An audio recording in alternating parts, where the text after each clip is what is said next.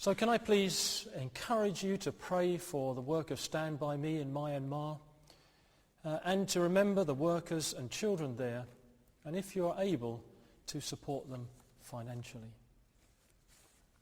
Now this morning I have got some pictures of road signs that I want to show you. We're going to see what they represent. So this is the first one. I hope you can see that all right on your screen. Do you know what this one represents? Well, all road signs in a red triangle are warnings. So this is a warning of fallen rocks. Maybe there might be some rocks in the road ahead, or maybe there are some still falling, though I'm not quite sure how you're going to avoid them. So fallen rocks is our first warning sign. The second one is probably, like the first, fairly obvious. It's a car that's slipping and sliding on the road, and that's exactly what it's warning of, isn't it?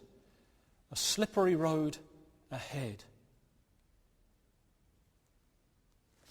Now, I wonder if you've seen this one. Again, it's quite a familiar sign, I think. Perhaps sometimes it seems too familiar. Somebody said to me recently that it's warning of a man ahead struggling to open his umbrella.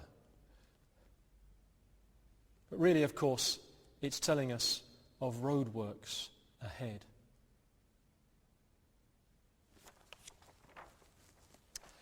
Now, this is a rather unusual one, which I don't think I've ever seen. Can you see what that is? Let me bring it a little closer. Yeah, it's actually warning of rare toads crossing. And I suppose you could put any sort of animal in this triangle for this one. Rare toads crossing. As I say, I don't think I've ever seen that one before.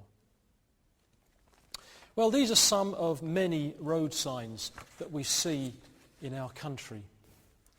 But how do we know what they represent? Well, we have this book, don't we, which is called the Highway Code. And it has all the rules and good practice for driving or for using the road safely, whether you're driving or walking or on your bike. And if you turn to page 108 in this edition of the Highway Code, there are all the road signs and their descriptions listed. So we know what they mean because we have the Highway Code. Well, today on Palm Sunday, we're remembering that Jesus rode into Jerusalem on a donkey. And that was a sort of visual picture as well. Perhaps it was a bit like this. It was a visual sign of the important message that Jesus wanted to convey to the people. And seeing Jesus riding on that donkey would have been very, very graphic to the people who were there in Jerusalem at that time, because it would remind them of what the prophets in the Old Testament, in the olden days, had said about the Messiah that they were waiting for. And we're going to explore some more about that as we go through our service today. Now, there are two accounts of Jesus' arrival in Jerusalem given in the Bible, one written by Matthew, one written by Luke. And we're going to hear both accounts today. One's going to be read by Charlotte and the other by Deborah.